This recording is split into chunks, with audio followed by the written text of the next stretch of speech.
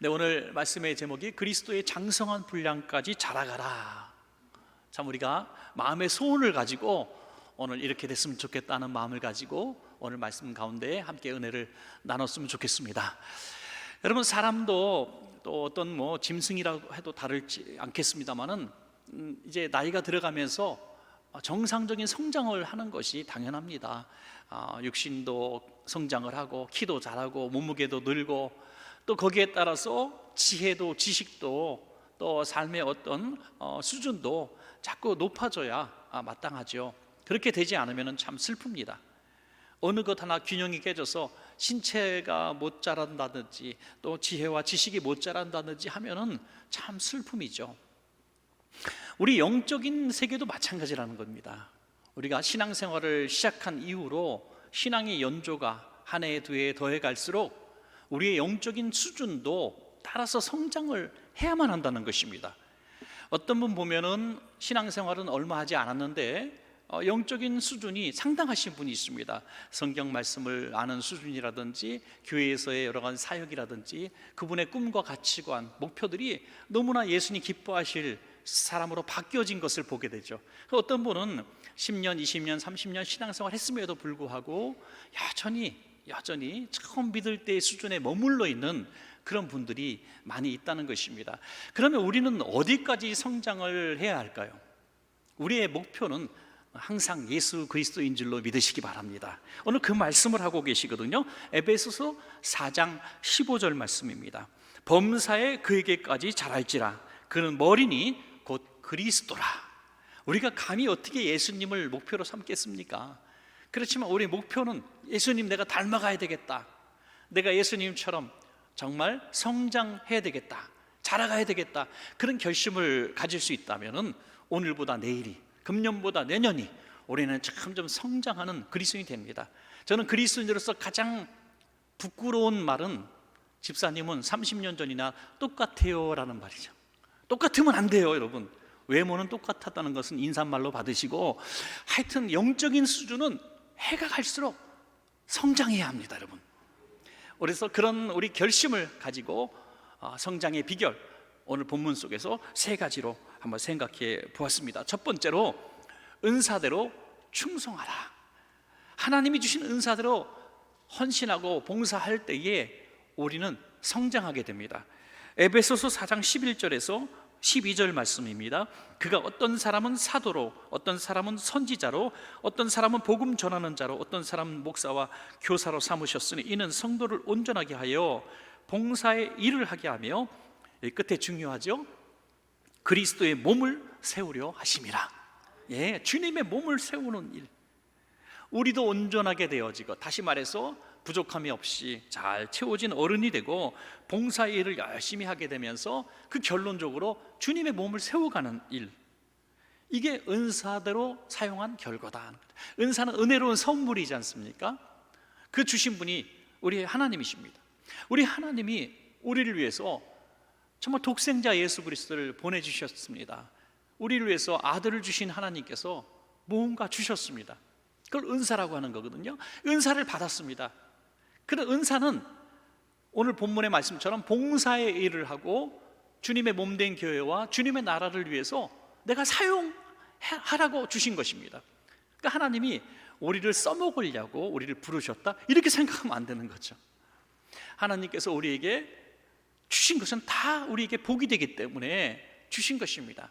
그럼 우리는 그 은사를 감사함으로 여기고 그 은사를 마음껏 봉사하고 주님의 몸된 교회를 세우는 일에 우리가 사용해야만 한다고 하는 것입니다. 이것을 사용을 잘 해나갈 때에 우리가 점점 신앙의 연조보다도 더 빠르게 우리가 신앙의 성장을 이루어서 그리스도의 장성한 분량까지 자라가게 되는 것입니다.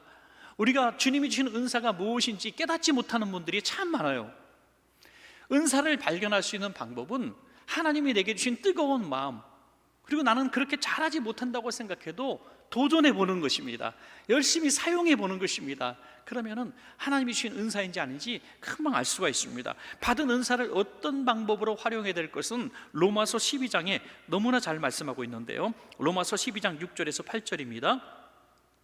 우리에게 주신 은혜대로 받은 은사가 각각 다르니 그랬습니다. 은사는 다 다릅니다.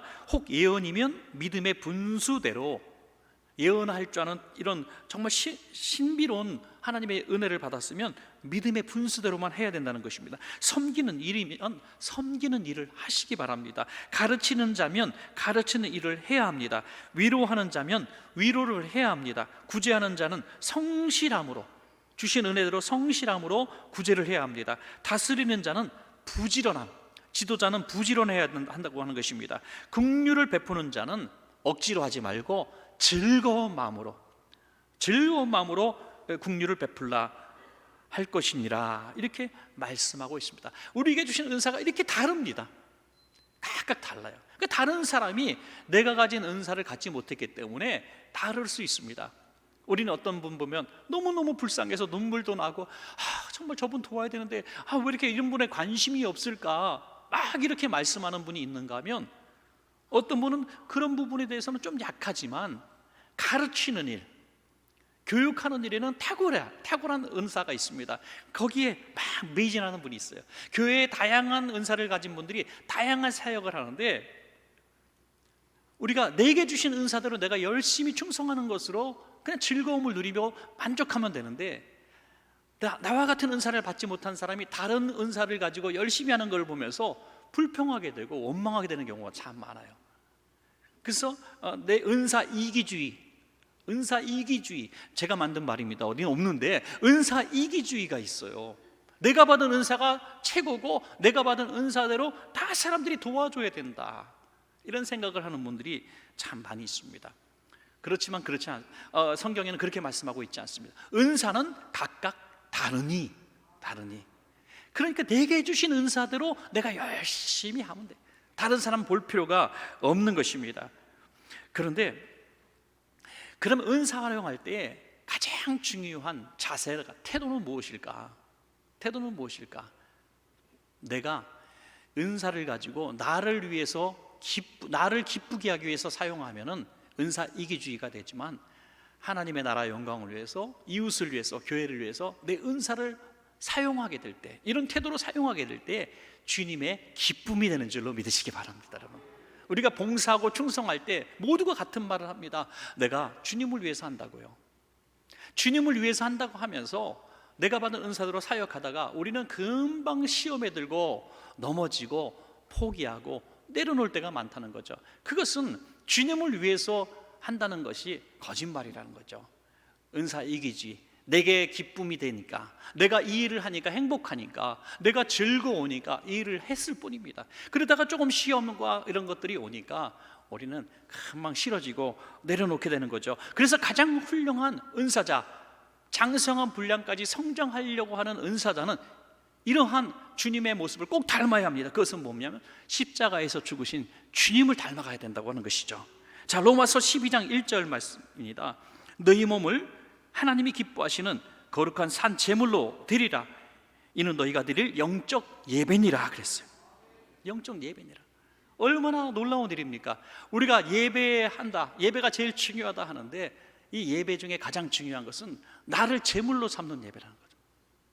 희생하는, 내 은사를 활용하기 위해서 나를 불태우는, 마치 촛처럼 자기 몸을 다 녹여서 빛을 발하듯이 우리에게 주신 은사를 활용함으로 나는 죽고 주님이 살고, 내가 죽고 교회가 살고, 내가 죽고 하나님 나라가 확장되어지고, 이런 것을 꿈꾼 때 이것이 내가 거룩한 산제물로 드린 예배다 하는 것입니다. 얼마나 고마운지요. 그래서 저는 참 감사하게 생각합니다. 교회 내에 보면 이런 부분엔 좀 부족하지만 이런 부분에 아주 열심히 있는 분들이 있어요. 그래서 다 모여가지고 이렇게 아름다운 공동체를 이루어가는 것이죠. 어제도 보니까 우리 총여전도회, 총남전도회가 막 박짝지കൾ 교회에서 모여서 막 이렇게 하는 거 보니까 너무너무 좋아요. 제가 설교 준비를 좀 집중해야 될 시간인데 설교 준비가 안 돼요. 너무 저도 행복하고 설레가지고 여기 가서 놀고 저기 가서 놀고 하다 보니까 어떻게 시간이 가는지 몰라요. 얼마나, 어제 또 이 프리마켓 하는데 비가 온다 그러지 않아요? 뉴스에 뭐 천둥 번개 돌풍이 온다 그러니 우리 여전도 회원들이 두 손을 들고 하늘을 향하여 주여, 그렇게 기도하는 건 못 봤습니다만 하여튼 마음으로 그렇게 한 것 같아. 그래서 그런지 해가 정말 뜨고 다 일정을 소화해내는 모습 보면 너무 먼지 펄펄 나는 거 쓰면서 그 물건 팔고 하는 모습이 너무 아름다웠어요. 또 남전도에도 그냥 여러 가지 봉사를 하고 말끔하게 청소까지 하고 하는데, 그 숯불구이를 만드는데 얼마나 비 맞아가면서 이거 고기를 구워대는데요. 그래서 제가 참 너무 안타까워서 좀 드시고 하시라고, 드시고 하시라고 막 그랬는데요. 이분들은 이런 마음을 갖는 거예요. 그냥 성도님들이 맛있게 드시는 것만 봐도 저희는 너무너무 배불러요. 너무너무 배불러요. 저는 맛있게 먹을 때만 배부르거든요. 하여튼 맛있게 먹는 걸 보면서 배부르다고 하는 분들, 도대체 그 위장은 어떤 위장인지 모르겠습니다만 이게 바로 은사예요. 제가 언젠가 한번 그 외국 면세점에, 공항 면세점에 한번 갔을 때 뭐 이렇게 서류를 이렇게 내야 되는 어떤 부분이 있었습니다. 이제 쿠폰이 있어가지고, 근데 이게 잘 안 되는 거예요. 이 사람이 이리 뛰고 저리 뛰고 이리 뛰고, 그 점잖은 어른인데 머리 허연 신사인데 매니저급 되는 분이 이거 얼마 되지도 않는 걸 주려고 여기 뛰고 저리 한 10분 이상 서 있었던 것 같아요. 그 결국 해내주더라고요. 그래서 DC를 많이 받았습니다. 그래서 너무 고맙다고, 나를 위해서 이렇게 이리 뛰고 저리 뛰고 헌신까지 해주시니까 제가 몸둘 바를 모르겠다, 물론 이제 유창하지 않지만 이렇게 얘기를 했어요. 그랬더니 이분이 했던 얘기가 참 마음에 남습니다. 아유, 고맙다고 하실 필요 없습니다. 이것은 제가 기뻐서 하는 일입니다 라고. 기뻐서 하는 일, 기뻐서 하는 일이다. 이게 내 즐거움입니다. 이렇게 얘기하더라고요. 제가 얼마나 감동을 받는지 몰라요. 여러분, 하물며 하나님께서 우리에게 주신 은사, 그걸 활용하면서 우리가 조금 스트레스 받는다고, 참 누가 뭐라 그런다고 꺾어지고 포기해서 되겠습니까? 사랑하는 여러분, 우리에게 주신 은사는 내가 주님의 은혜가 너무나 고맙고 감사해서 하는 것입니다. 주신 은사 잘 개발하셔서 주님 나라 갔을 때 내가 너에게 준 은사를 가지고 너 뭐 하더하냐? 국률이 여기는 은사, 구제의 은사, 가르치는 은사, 또 뭐 봉사의 은사, 예언의 은사, 전도의 은사, 뭐 다 줬는데 뭐 하다 왔냐? 그러면 열심히 저 돈벌이 하다 왔습니다. 그래서는 안 된다는 것입니다.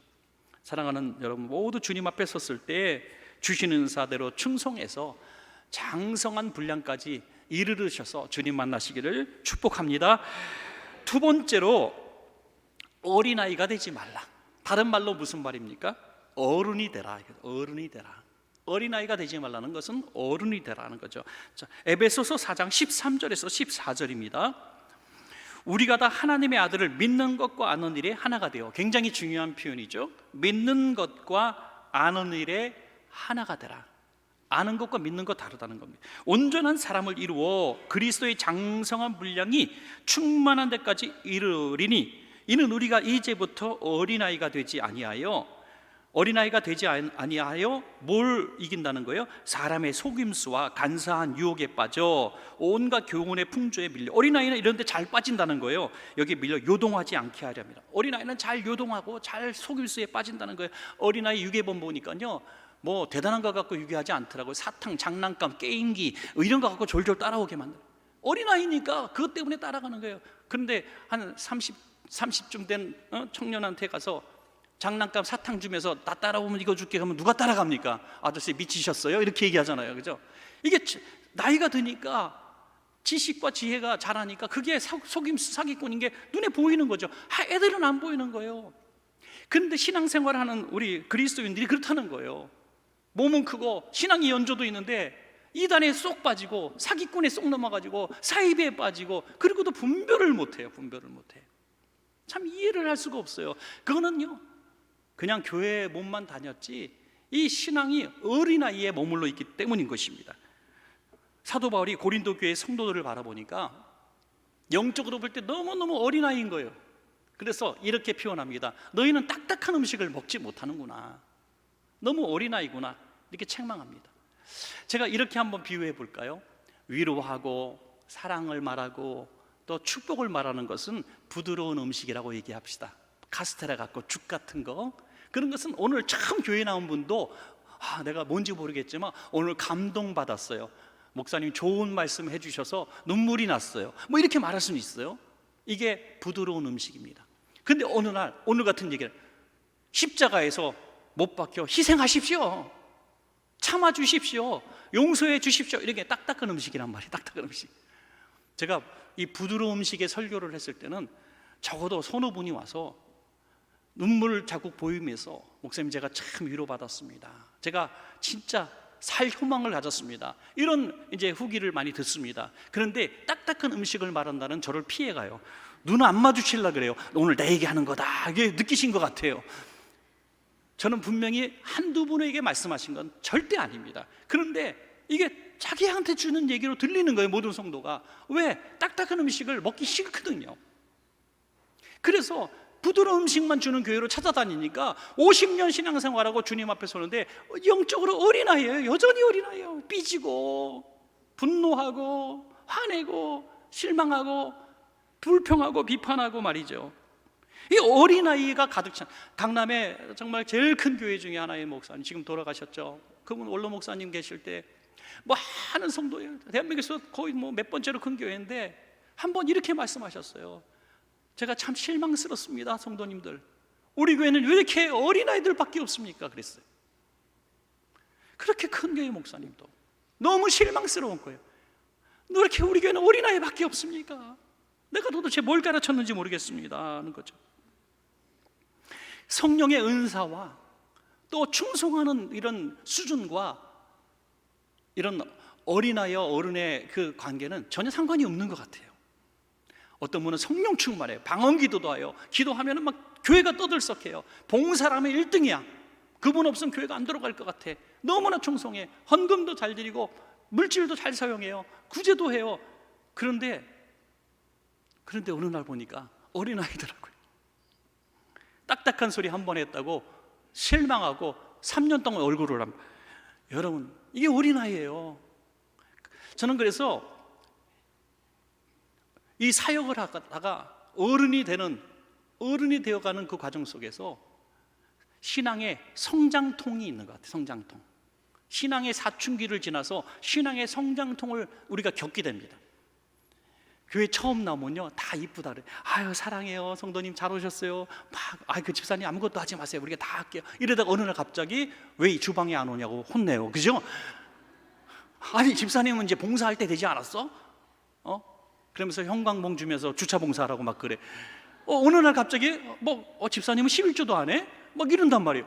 이거 그래서 그때 그 사랑이 그리워 또 교회를 옮겼다. 그죠? 새신자가 제일 편해. 여러분, 그러니까 계속 어린아이지. 계속 어린아이죠. 그리스도의 장성한 분량까지 우리는 성장하는 것을 목표로 삼아야 합니다.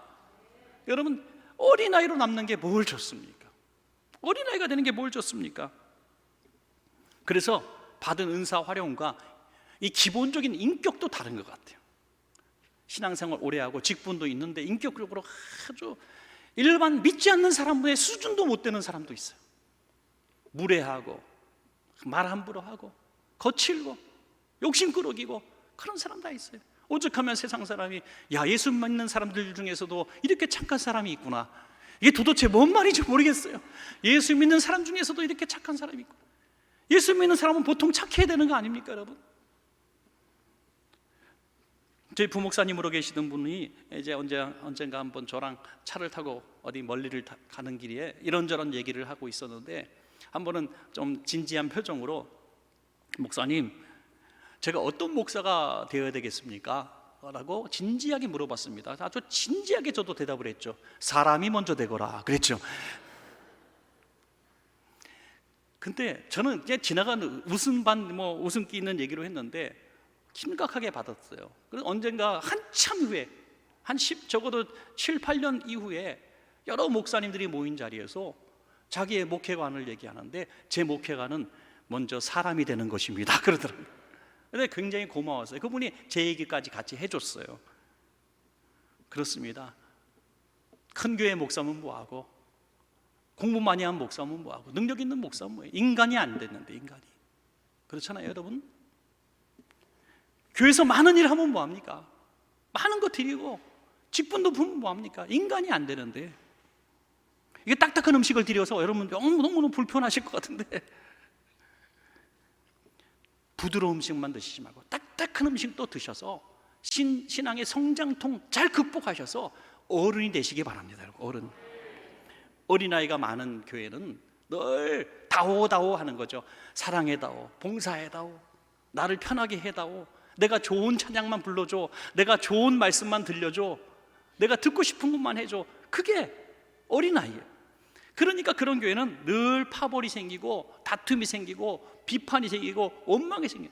그러나 어른들이 많은 교회는요, 그런 사람들을 품어주기 때문에 교회가 평화로울 수가 있는 것입니다. 여러분, 예수님은 누구보다 능력자시죠. 누구보다 능력이 많으신 분이에요.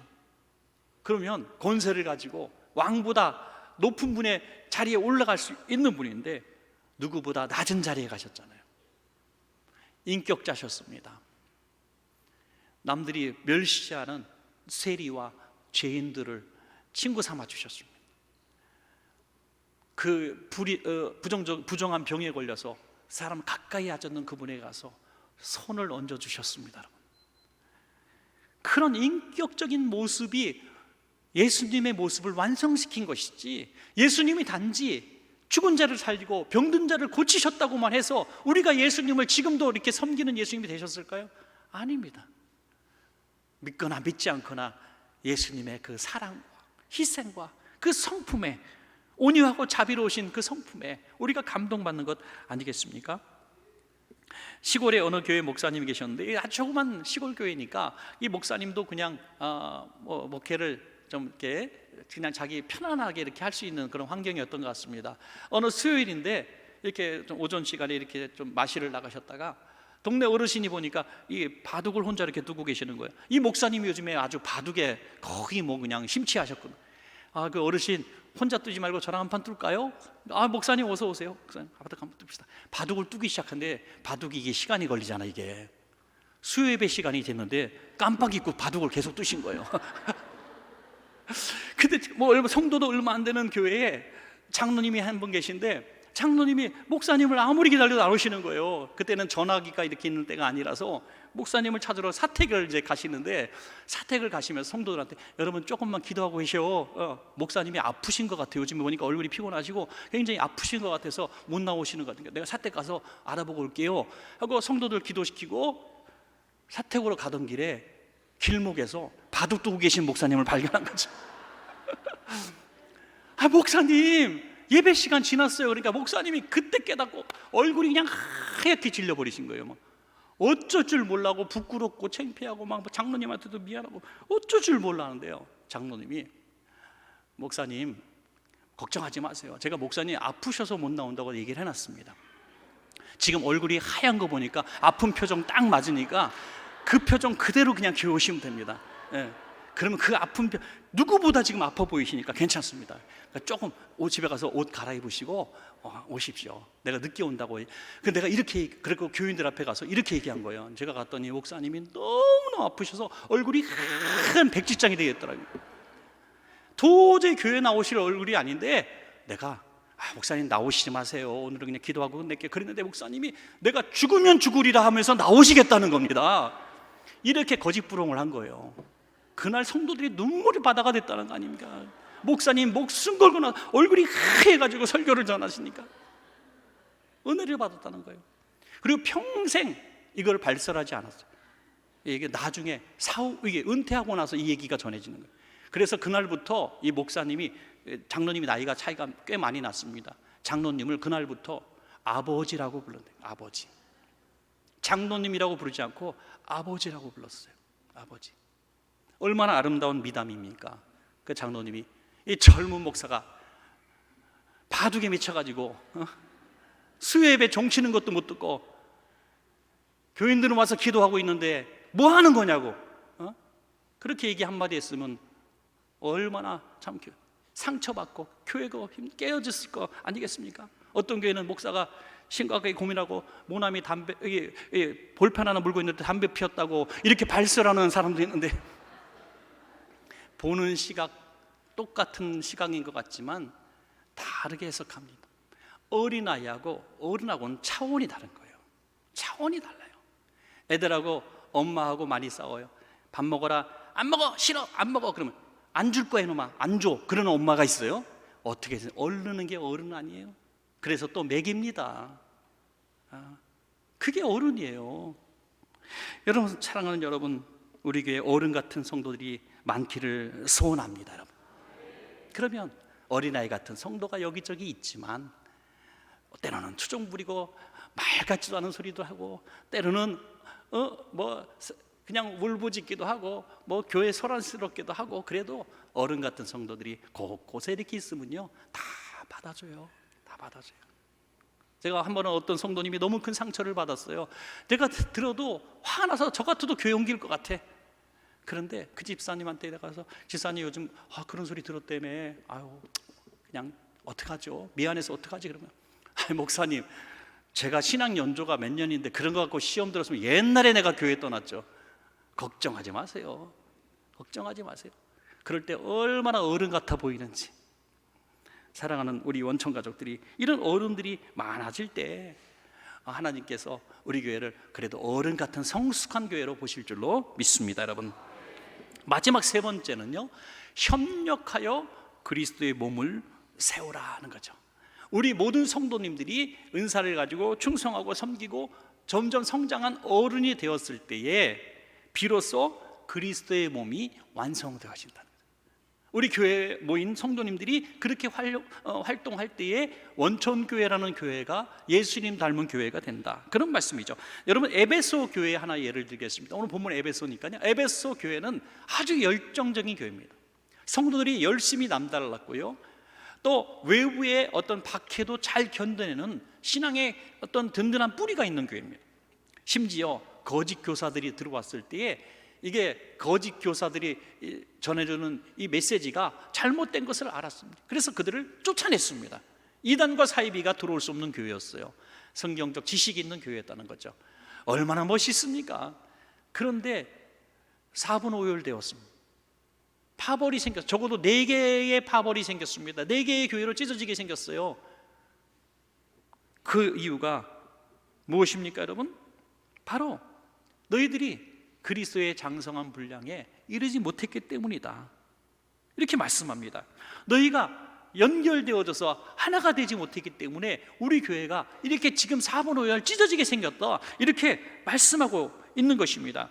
그러면서 결정적으로 하나를 처방전을 내립니다. 처방전. 그것이 뭡니까? 요한계시록 2장 4절입니다.